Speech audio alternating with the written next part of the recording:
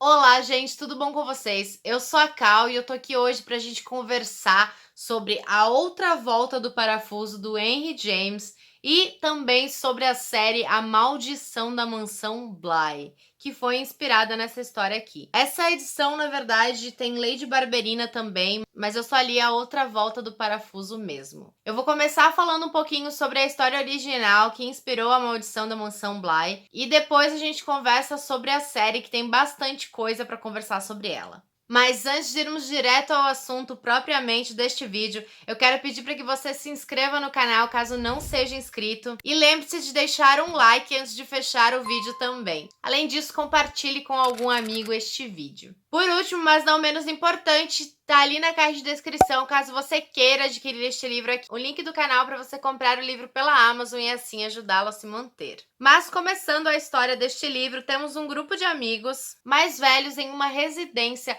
contando e ouvindo histórias de fantasmas. Uma das histórias trata de uma criança que viu um fantasma. Mas um dos amigos acha pouco e tenta introduzir a perspectiva de uma nova história, mas desta vez com duas crianças. E como não é de hoje que nos assustamos e nos interessamos por crianças em histórias de terror, eles ficaram bastante curiosos e o futuro narrador instigava-os ainda mais, pela demora por contá-la, sendo que a própria escrita da história tinha os seus mistérios. Ela estava fechada em uma gaveta e tinha sido escrita por uma tinta antiga e com uma letra de uma mulher que morreu há mais de 20 anos. Nesta história, a filha de um paróquio rural, aos 20 anos, iniciando sua carreira de preceptora, decide ir a Londres responder pessoalmente a um anúncio. Lá ela conversou com o tutor de dois sobrinhos, uma menina e um menino, com os pais já falecidos há 2 anos e que moravam em uma antiga casa em Essex.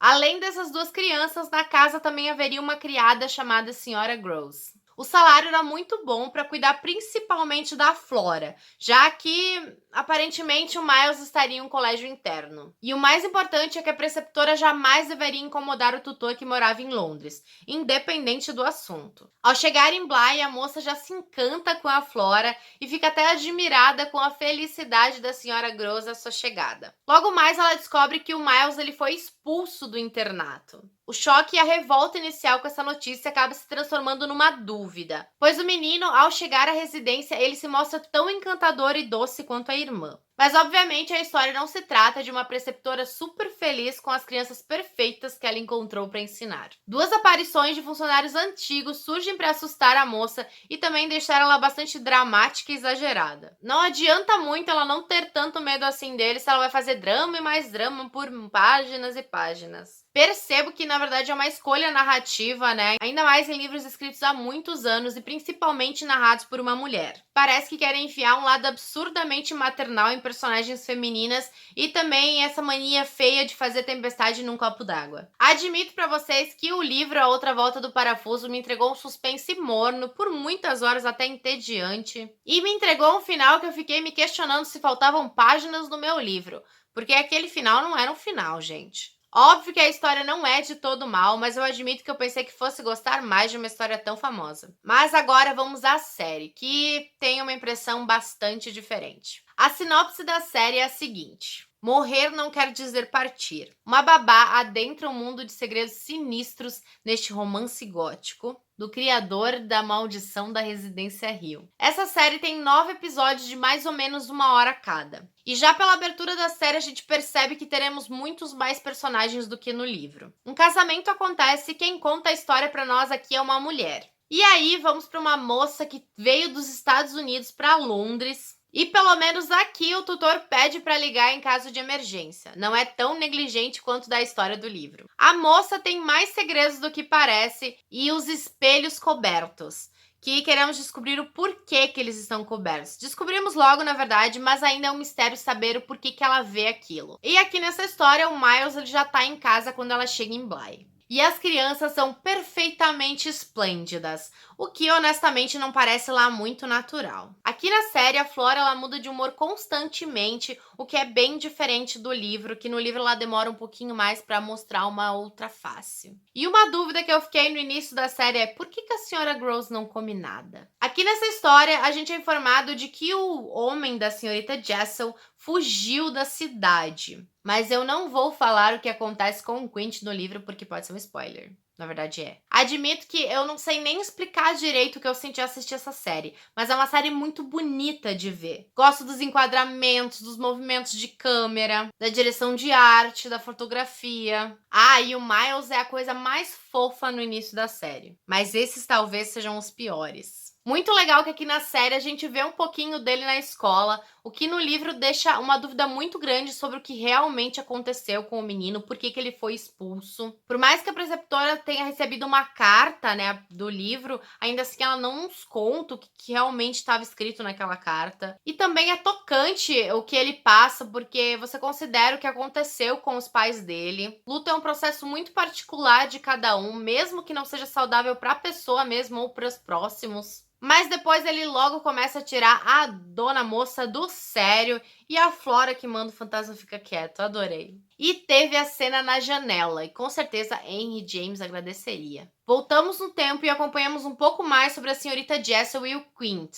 O que particularmente eu adorei ver eles mais visualmente, o que aconteceu com eles. Eu gosto que a relação da preceptora com a governanta também é bastante gentil, tanto quanto no livro. Eu vi um filme recentemente de qualidade bastante duvidosa, que é baseado nessa história também, e a preceptora e a governanta se dão super mal, a governanta é péssima com ela. O que, honestamente, eu achei bastante forçado. Tipo, as mulheres precisam se dar mal, elas não podem ser amigas. Um acréscimo aqui é o que eu tenho pra falar sobre a série, que é a atriz que faz a Rebecca é absurdamente linda. E o Quint é o típico homem ciumento abusivo. A cena que ele fez por causa do bolo, da colher e do bolo, é absurdamente sem razão e admito que fiquei com muita raiva do personagem. E a Jamie, né, a personagem Jamie sou eu na vida, carrancuda e desleixada. Temos um acréscimo à história com a situação da Daniel, o passado dela, né, o porquê ela tem aquelas visões dos espelhos cobertos, né. A Flora traz um discurso bem interessante, um momento meio estilo Os Outros. Quem assistiu Os Outros acho que vai entender o que eu tô querendo dizer. E eu até pensei que pudesse ser assim a história, né. E eu fiquei um pouquinho pensando se não tinha talvez um resquício de Os Outros nessa história também. Uma das coisas que mais me pergunto ao assistir filmes e séries de terror é por que não ligar as luzes ao dar rolê por uma mansão assombrada? Até porque o que tem de fantasma nesta casa. Gostei bastante de acompanhar o relacionamento da Hannah e do Owen. Por mais que seja meio chove e não molha, acho muito bonita a conexão dos dois. E também quando a gente conhece um pouquinho mais da questão em relação à própria Hannah, né? Que explica um pouco sobre por que ela se relaciona dessa maneira com o Owen. E conseguiram nessa série fazer um personagem que eu desprezo. E às vezes até me dói utilizar essa palavra, mas eu desprezo Quint. O episódio 5, pra mim, ele mexe com a linha do tempo de uma maneira impecável. É uma bagunça? É uma bagunça, mas é uma bagunça muito boa e que faz todo sentido. Antes de dar meu veredito, eu gostaria de dizer que essa série pra mim ela é lenta do jeito certo e com ótimas reflexões lançadas pelos personagens. E adorei o fantasma do quinto episódio. Que episódio bom o quinto. Gostei muito de como ele contou a história. E mamãe Charlotte adora dar bom dia para o tio da Flora. Admito que a minha primeira teoria ao ler o livro sobre os personagens faz bastante sentido na série, mas também pode ser que eu estava criando caraminhola na minha cabeça, né? E o mais legal é que os personagens eles não são jogados aleatoriamente na história, somos apresentados ao seu passado, não só ao presente. E a reação do Dominic num acontecimento aqui nessa série é muito pacífica. Gente, eu fiquei chocada. A gente tá tão acostumado a ver os homens agindo como babacas que seja ser tocante quando eles não agem, né? Ainda mais na situação que ele viveu. E não é que o trote talvez pudesse não vir de quem a gente pensava,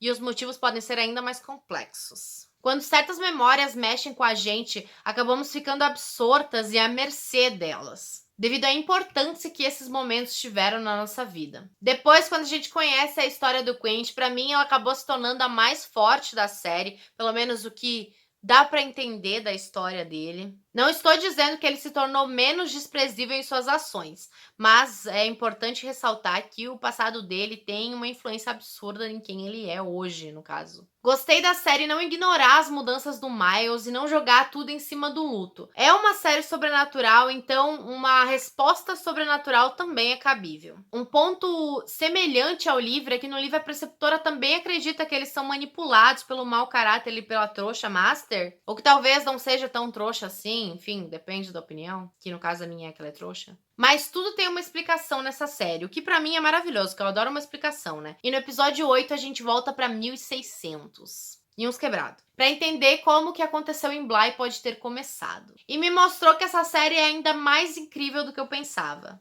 Acho que nunca shippei tanto um casal como eu shippei este da série. Ver no último capítulo aqueceu meu coração. Os bons momentos que passam juntos. Mas histórias assim não têm bons momentos que duram para sempre. Admito para vocês que eu pensava que a nossa narradora aqui era outra pessoa, não cogitei em momento nenhum que fosse essa, mas gostei bastante. Apesar de não ter sentido medo dessa história aqui, eu gostei muito de tudo como foi. Eu gostei muito de como tudo foi conectado, de como tudo foi criado, como tudo foi explicado. Os personagens são ótimos, os atores também são impecáveis. O ritmo ele é um pouco lento, mas ele se desenrola de uma maneira interessante em alguns pontos.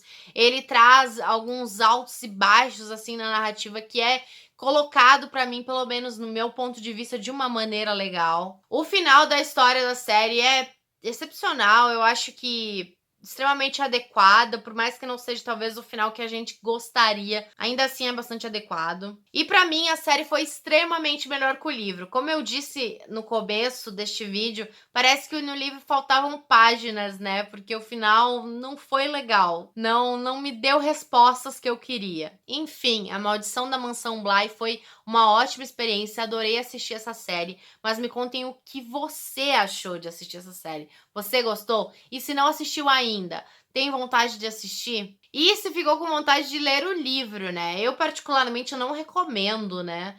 Quer dizer, eu recomendo para você entender um pouquinho mais da história, mas eu acho que a série é divina, muito melhor. E não esqueça de se inscrever no canal caso não seja inscrito, de dar um like no vídeo e de compartilhar com algum amigo. Obrigada por assistir ao vídeo, eu vejo você no próximo. Tchau, tchau!